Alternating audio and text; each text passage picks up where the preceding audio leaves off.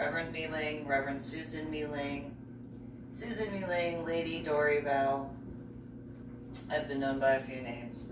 So, before going forward with Finding the Silver Lining by me, Susan MeeLing, I have one section that I've discussed previously in finding a silver lining in regards to my scuba diving.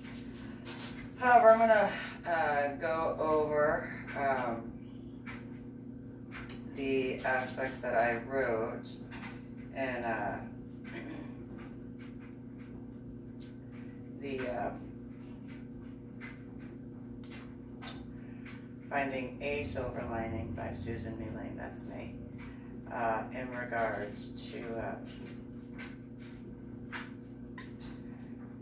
the first family vacation that I had set up for my children, my son, my daughter, and my niece to go. Now, when I was married to my now dead ex-husband, when we were actually married and not during the first or the final separation, he had continuously said we would go on vacation, but we never did. And so I wanted to make sure that I could make a family vacation after essentially he died.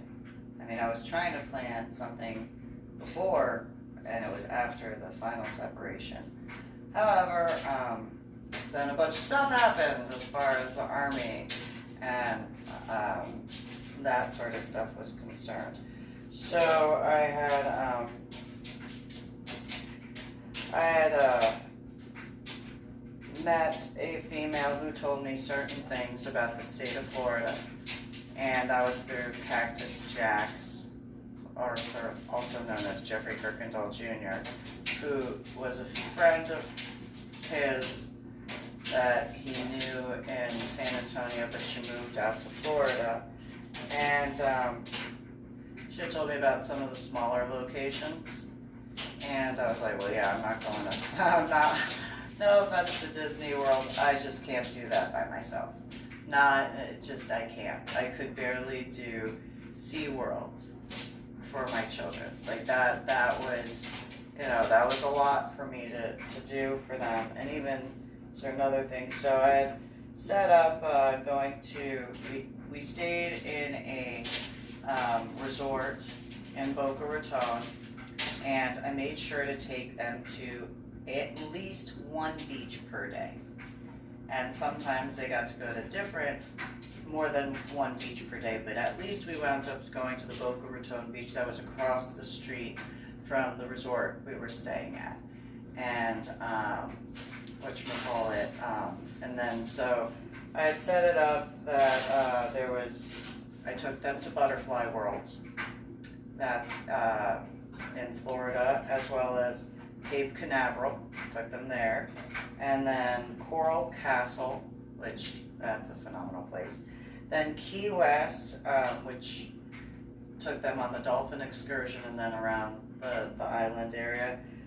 The Miami Zoo, and then I personally got to go scuba diving off of the Boca Raton area. That's the port that I had gone on the ship to go out, and then out of the Florida Keys is when I went to the Vandenberg.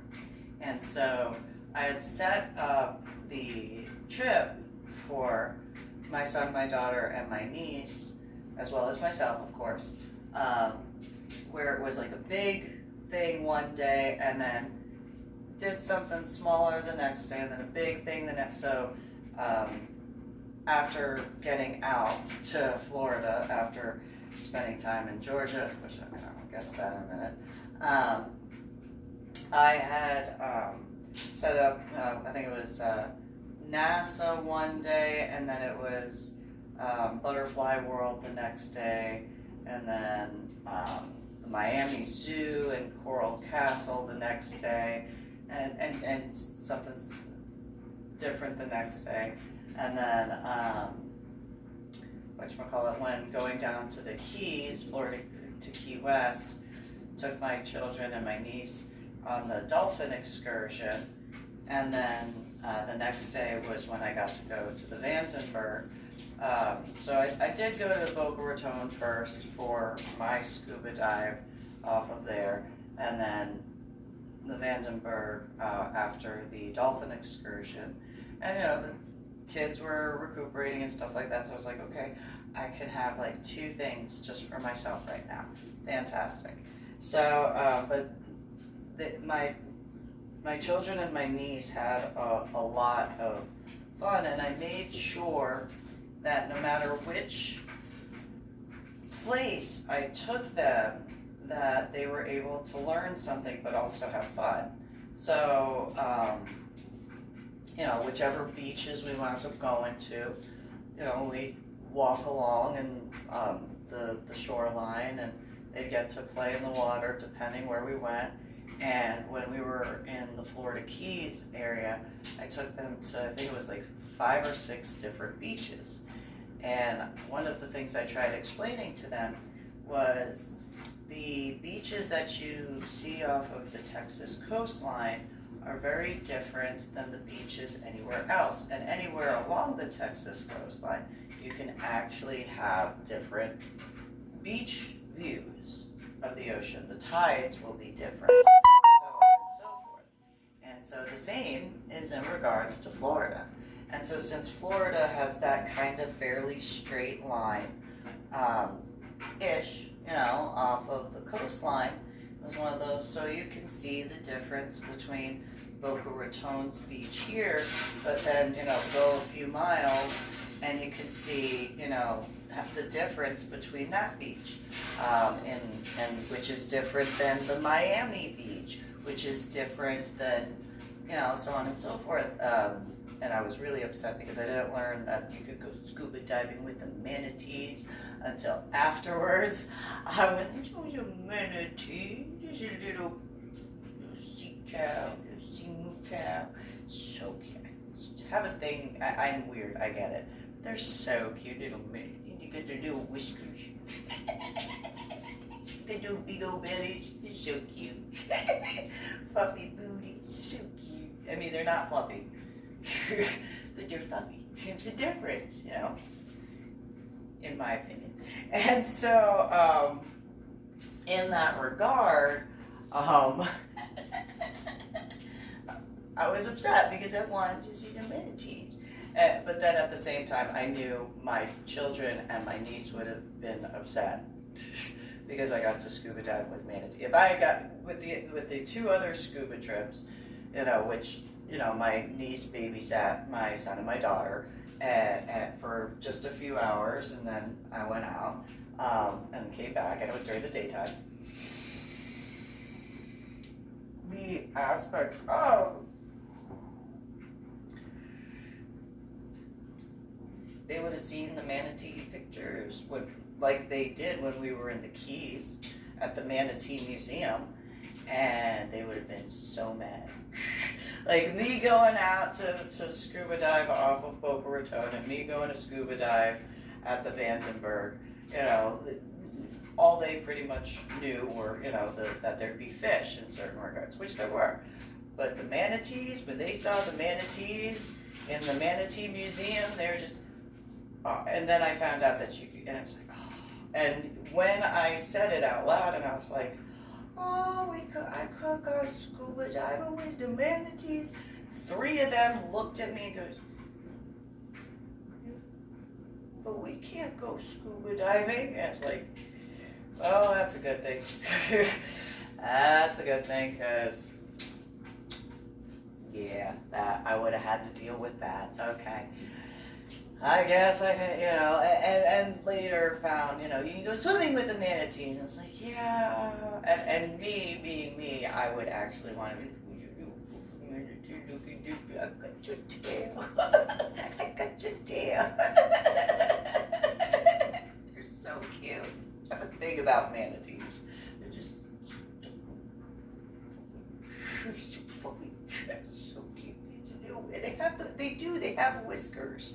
And so, like, I know they're called the sea cow, but they're like sea poopy dog cows.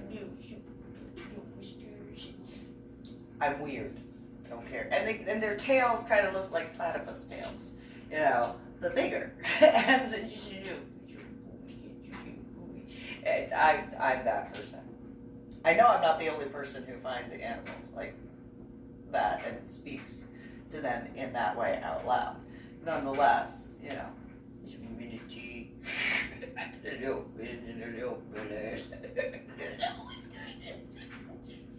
Cute.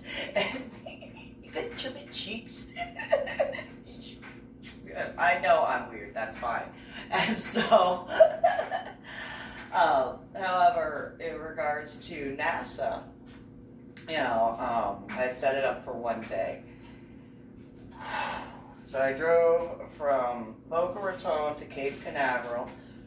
It's a long drive after driving from Georgia to Florida, which was after driving from the state of Texas to Georgia. So it's 2 weeks, a lot of driving is what it is. You know? So nobody should be surprised when it comes to my Medal of Honor, our project. Oh, it's going to be over here. Okay.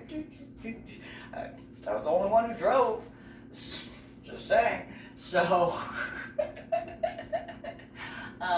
in regards to Cape Canaveral and NASA, you know, there were different tours and stuff like that we could have done. And I was like, yeah, let's stick with this. But I also didn't know you needed identification for certain tours, and my niece didn't bring her identification. My children were too young to have identification at that point. I was one of those, okay, you know, no big deal.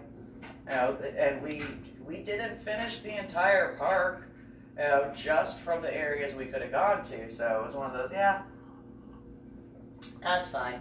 So, but they got to see a lot and learn a lot just in the main section. And we did go on one of the tour rides where we could go out to, like, I think it was Apollo something another, I can't remember what. And then another area where there was a tower that you could climb up and see things, and I was like, yeah, what's over there? What's over there? I can see it. You know, like, ish. See it. I can see it. I can see it. But, you know, my children and my niece, they got to look around the different areas, look at the little telescopes and stuff like that to view different things, go through the museums and whatnot. There were the play areas where they could run around and stuff like that. And they had a great time. They did. And it was one of those, okay, let's go this way because I want you guys to go into, there was this museum area. I mean, obviously, there's a lot of museum stuff at NASA. But it was one of those, let's go look at this one, and I went through the different sections, and, you know, in some ways, not necessarily the most, I guess, most visited sections, because when we were in there, some people came out and they're like, what are you doing here? Oh, well, you know, just walking around. And there was this one female, she comes up to me and she's like, how did you find this part? Walking. And there's a path, and walked. That's how. I'm trying to be rude. Am I not supposed to be here? And she was like, no, it's just, we don't get that many people who come out here. Oh, well, you know. Is it okay? She was like, yeah, you just can't go in the back office areas because I don't know if they have the clearance, meaning my children and my niece, to go into the back office areas. And I was like, oh, okay. It's kind of weird. All right. What do you mean clearance? Like, I'm confused. Like, we didn't, okay, and whatever, okay, fine. And so, you know, we walked around and did stuff. I made sure to keep them out of the areas that they weren't allowed to go into. And I was like, okay, let's go this way, let's look at this, let's go here, let's go there, da da da. And so, they had a field day. Irony. And they had a lot of fun. And so, completed the different aspects and some more beaches and whatnot. In regards to Butterfly World, my son and my niece were really excited about the lorikeet birds, whereas my daughter was very, very, very iffy. She was like, they look weird. And I'm like, yes, but they're cute. Just be calm. So I calmed her down and I showed her, you don't have to be scared of them. They're not going to do anything to hurt you. And so I calmed her down where she could hold the little cup and the little lorikeets would come over. But at first she was just, no. It's like, come on. It's okay, just breathe. And so at first she's like, I don't want. And then, as the lorikeet birds came over, and I was like, yeah, that's cute. And then, the lorikeets started drinking the nectar, and she's like, oh, okay. They're funny looking. And it's like, there are different types of birds. They all have different ways. And yes, dear. Love you. And so, and then took them to, on another trip, it was to the Miami Zoo, and walked all sorts of areas and around. And some of the, some of the zoo staff members, they were just kind of like, how did you find this section? Walking. I found it walking. We were walking, and then ta-da. And are we not supposed to be here? And again, it was similar to certain aspects of Cape Canaveral where they were like, well, no, just don't go in certain areas. How did you find this area? Walking. That's how I found it. Walking. And looking, because I see it with my eyes. Stop being rude. And so, then, one of the days I had gone to the Boca Raton scuba dive, and my children and my niece were tired from the first couple of days. And it's like, okay, there's enough food here, and I was so excited because I saw Stella D'Ora. And because I went to the grocery store when we first got there, so that way I could have plenty of food in the resort room for them to have different food and stuff. And I saw Stella D'Ora, the S-shaped cookie. I had not had those in years. Not since living in New Jersey. In Illinois, they didn't have them. And in Texas, I couldn't find them anywhere. And I walked into Walmart. We're walking around. My children and my niece were there. But I'm walking around getting different things. Get to the cookie aisle. I see Stella D'Ora cookies. And all the S-shaped cookies. Oh, they're so good. And my son and my daughter and my niece look at me and they're like, what are you, you don't know. And they were just, don't know what these are. And so I cleared the shelf because I was so, I don't care. I don't know the next time I'm going to get to have these. And I know that once you have one, I'm going to have to share, and I don't want to. So I might as well get as many as I can.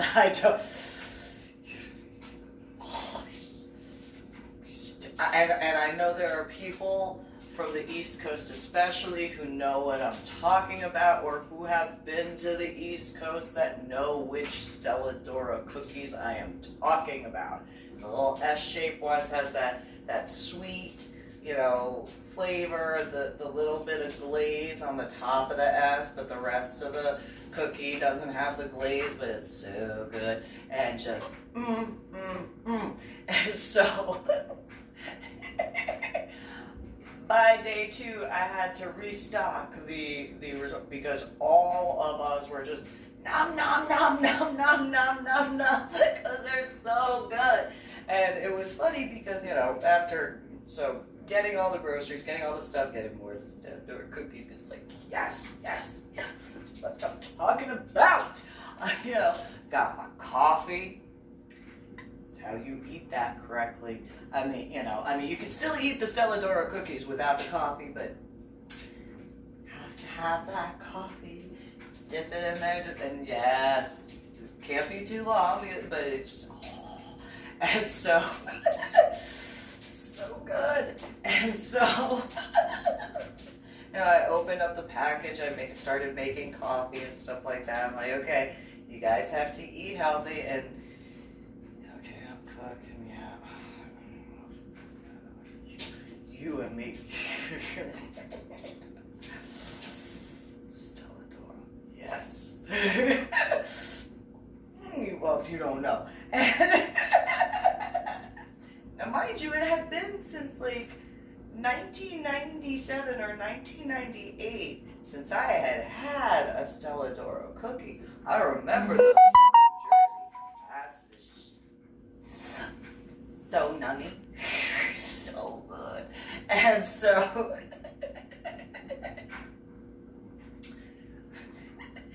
after they ate dinner, I'm already, you know, hold on, I got my cup of coffee here. Just,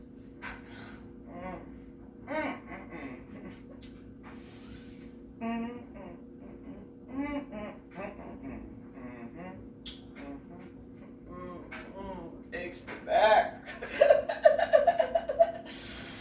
Yes, so good, so good. Stella D'Ora cookies are just, oh, so good. Just, They had Entenmann's there, and I was like, oh! Completely forgetting that so many people from New Jersey and New York moved to Florida, which made so much sense. I was like, oh, Stella D'Ora, yeah. Where have you been? And so,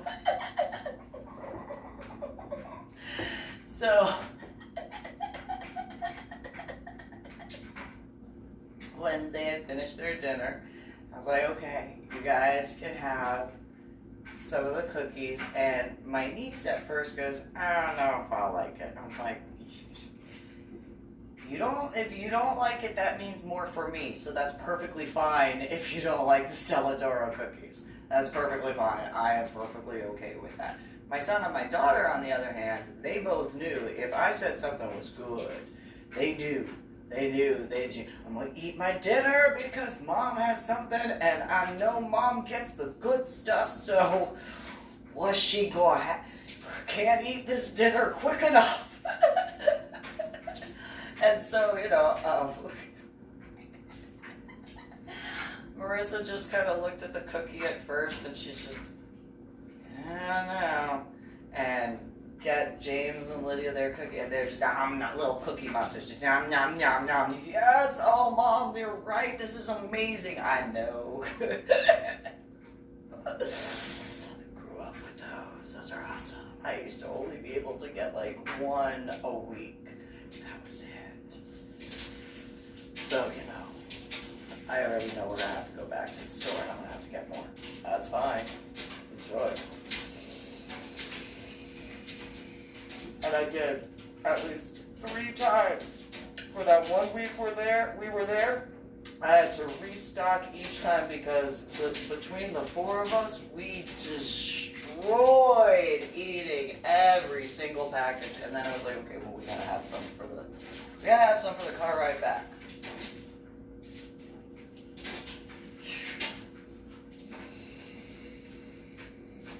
And then gotta have some for when we're at the house in Carrollton, because yes,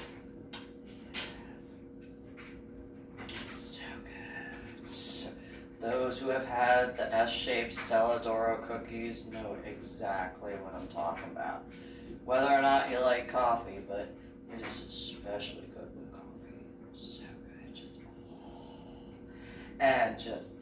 good, and so yeah, I had gotten enough Stella D'Ora cookie packages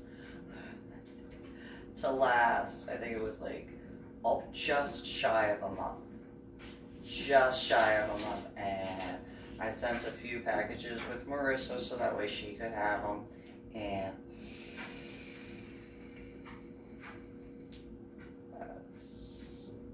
that was the most expensive, probably. I probably spent more on Stella D'Ora cookies than I did on the Dolphin Excursion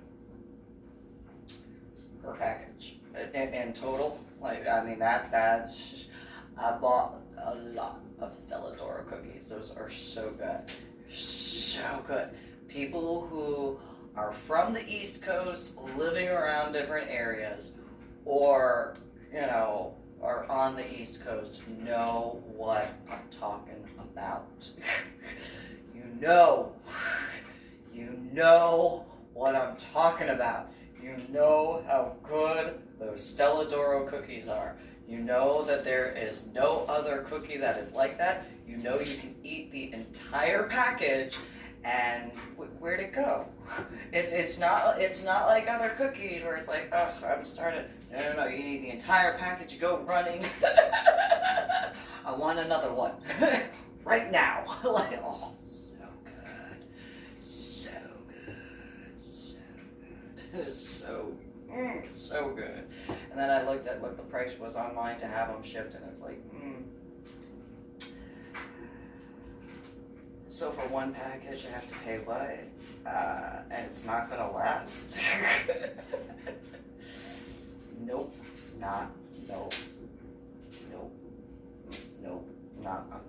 One package over $40. No. Rather just live there and be able to get them at regular price and just oh, so good.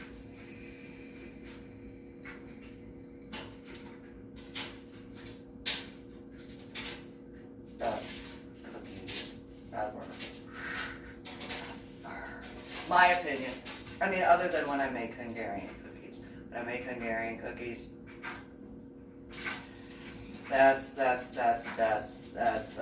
I would make those. So my biological mother, as a quick side note from the book area, my biological mother would make Hungarian cookies, and I inevitably was a part of helping to make that.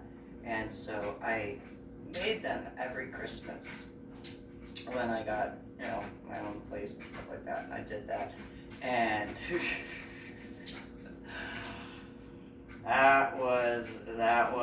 that was a ticket. Anybody who had them, it was like, I'm gonna give you a warning. What is a warning? You cannot have just one. When you eat one of these, you are going, because they had already had pie. I had already cooked pie and other stuff. It's like, when you have this, you will not be able to eat just one, and you are going to want more. And I have to make the dough the night before and let it sit for like 24 to 48 hours before I can actually bake it. So, you know, once a year type of thing. And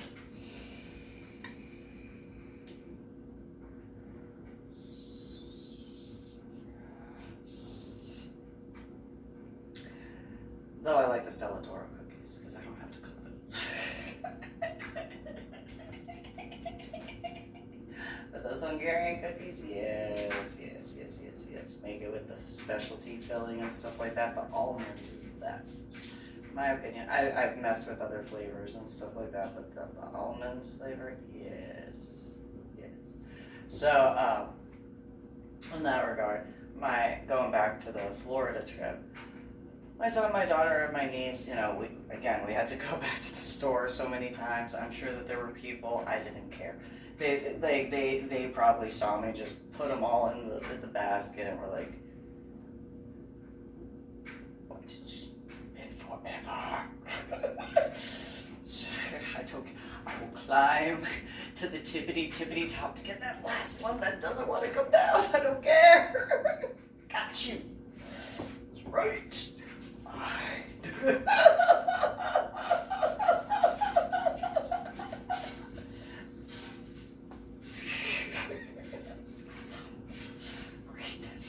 And so yeah, my children and my niece, they got to have that, and in specific, like, because my niece had not known up until that point, afterwards she was like, these are great. It's like, yeah. And it was funny because my daughter looked at Marissa, my niece, and she goes, if my mom says something's good, you know it's good.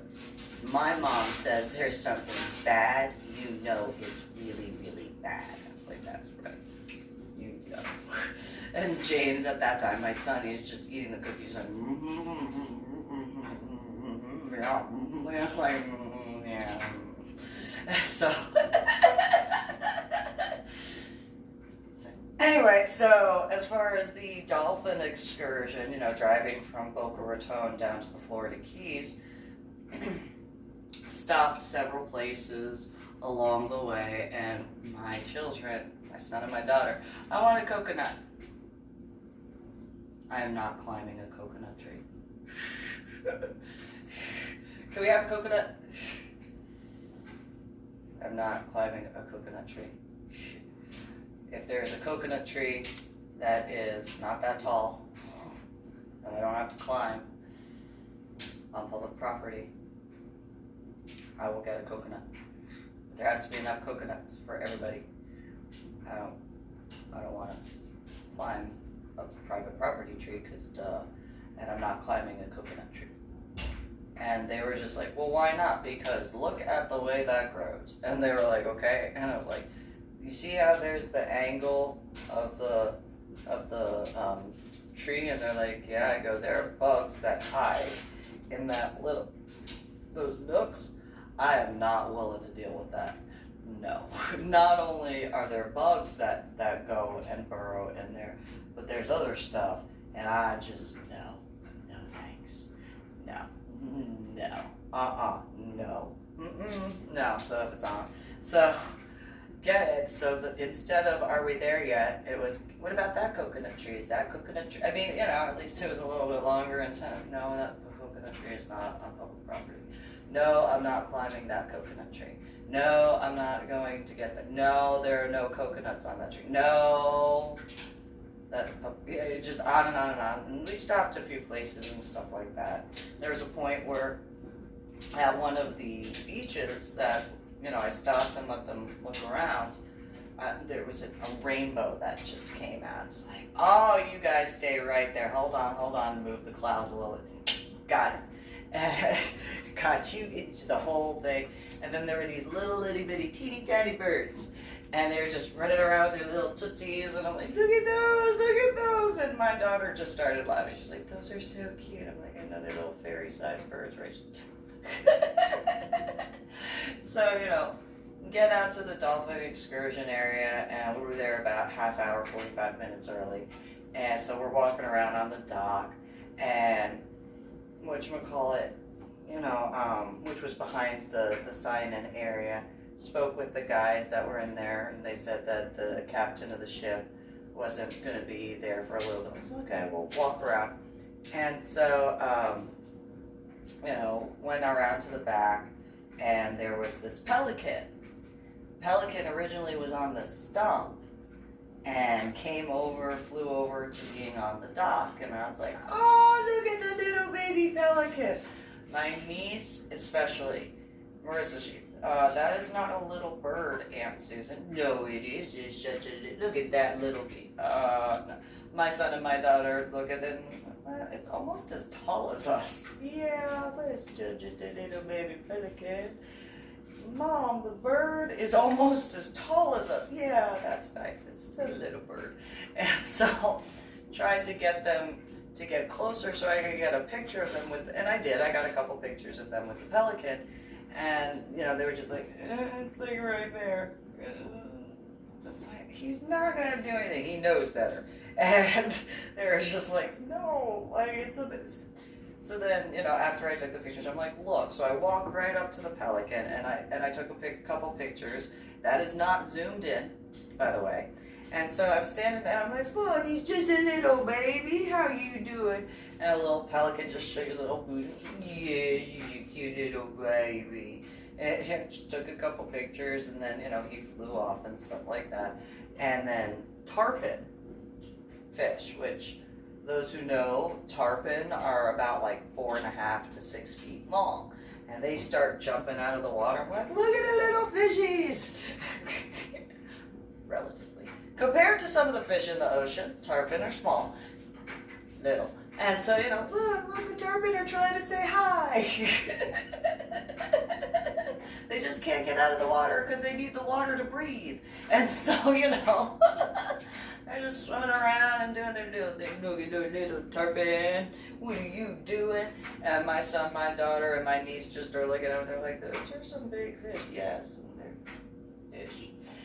And so, you know, the female for the captain of the ship, she shows up and she's like, you know, the other group that had booked the trip had canceled.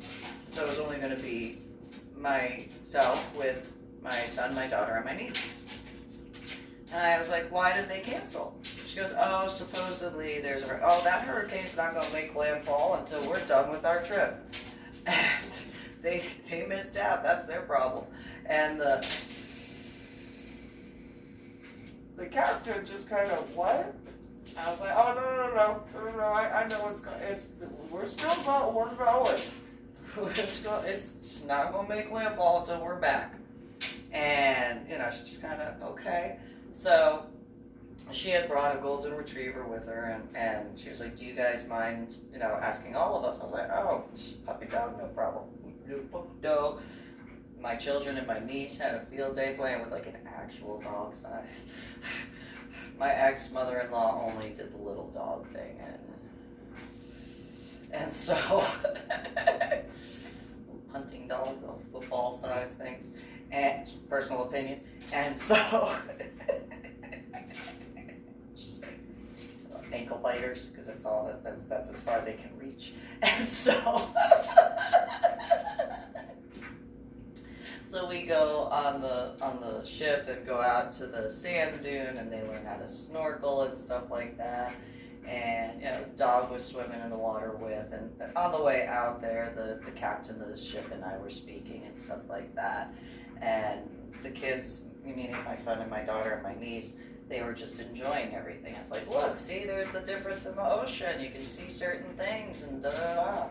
And so go to the sand dune, they get to snorkel a little bit, and then go back in the boat and go out to where the school of dolphin were, and there were a couple other boats that were out there, and I'm speaking with the captain, taking pictures of, you know, the different things. My children and my niece are having fun, you know, like moment where I wish I had my camera in my hands, because right as my daughter started laughing, this dolphin did one of those jumps out of the ocean and just went directly over her in an arc, and it's like, really? Okay.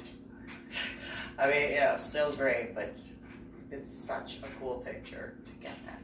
And so, you know, nonetheless, still a good time. They all had fun.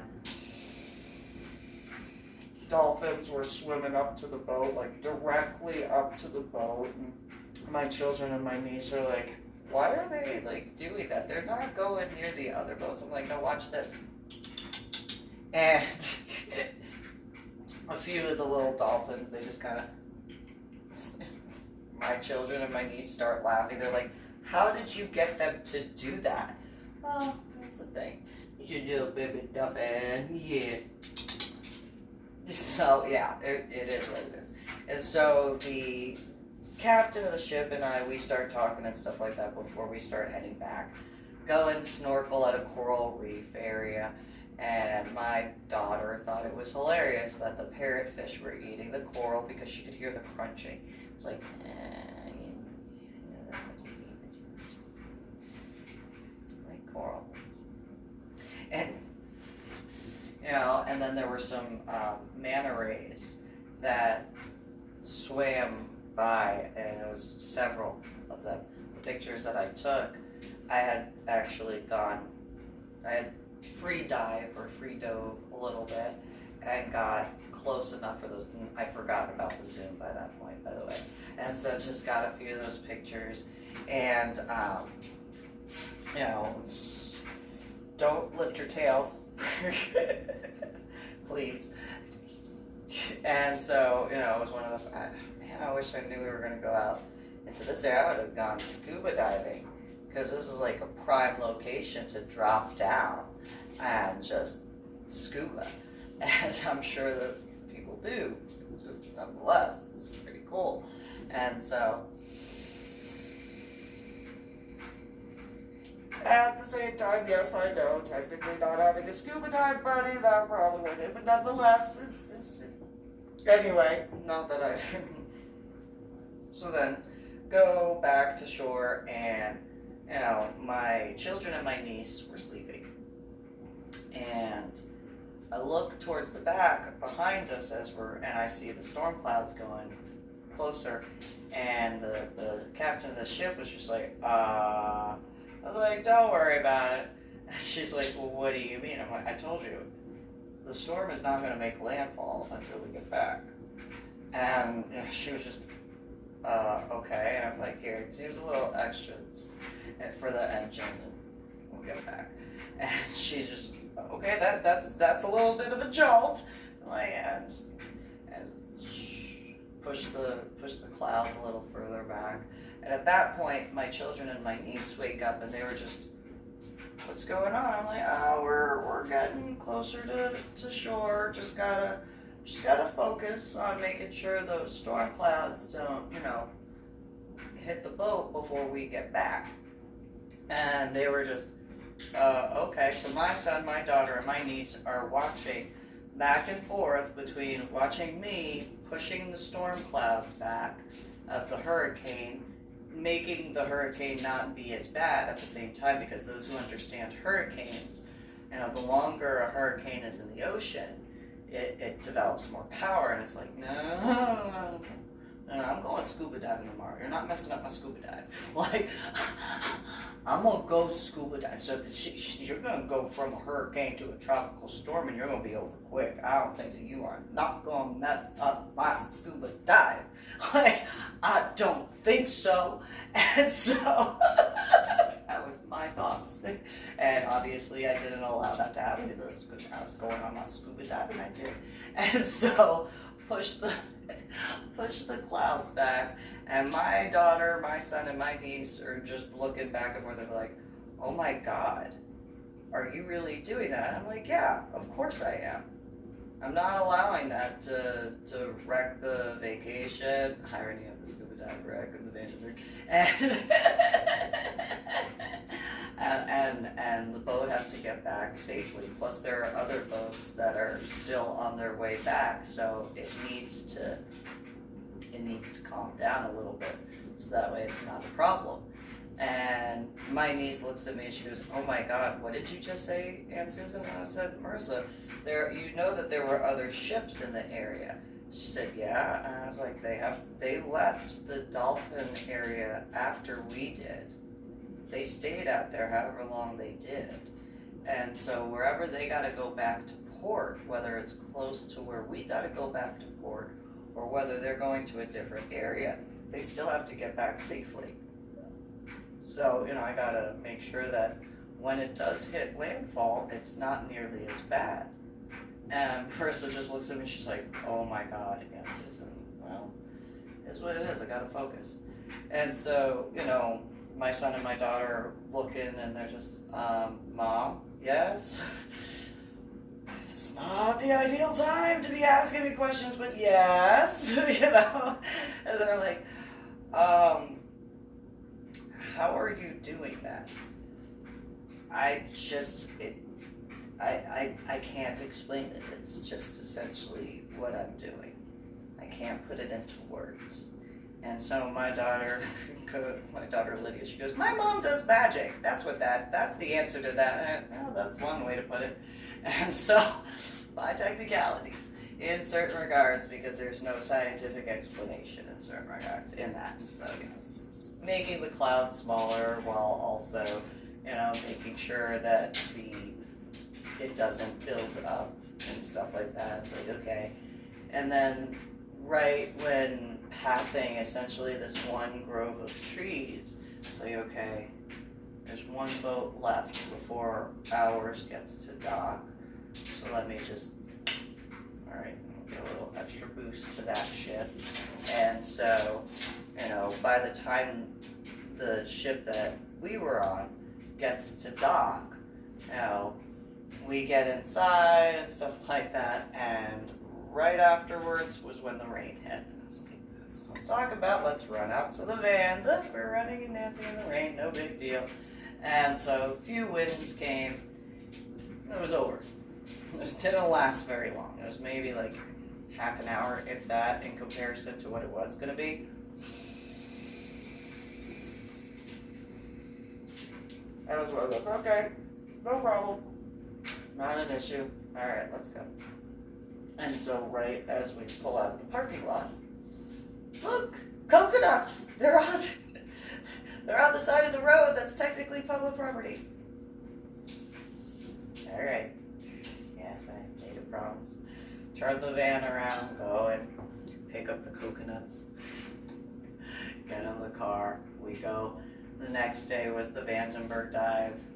I've explained that a few times. Yes, I landed at the bottom of the ocean, and that's a picture of when I was surfacing, or a picture that I took when I was surfacing, and those who know what that is, I don't know what that is other than the flag holder for the American flag.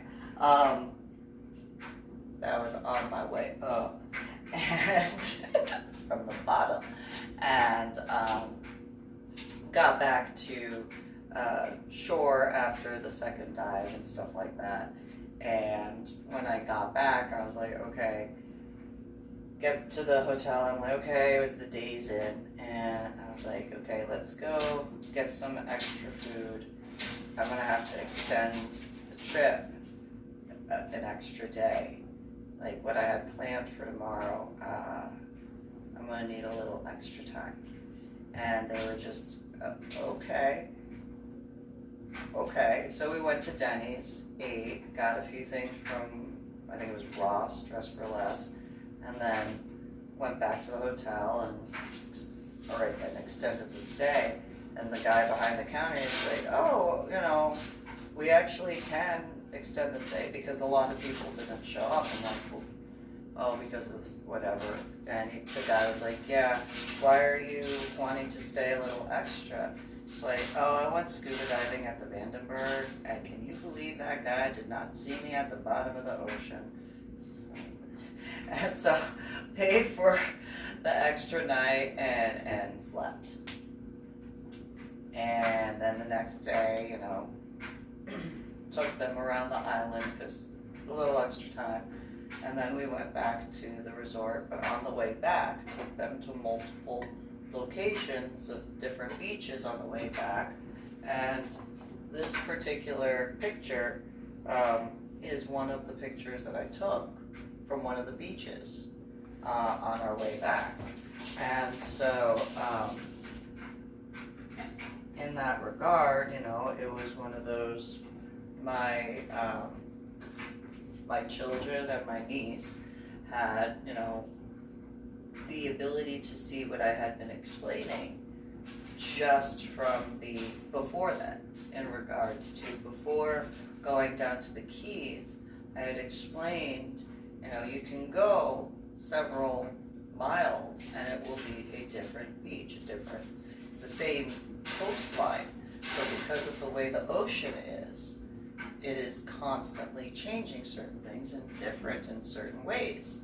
And so with the trip back from Key West to Boca Raton, I think we stopped at, I think I pulled the van over so we could stop, I think at either 6 or 7 beaches. And, you know, I mean, I don't know what the exact timing is after the bridge that you drive on to get from the island area to the actual Florida area, the continent part, but that was the 6 or 7 beaches.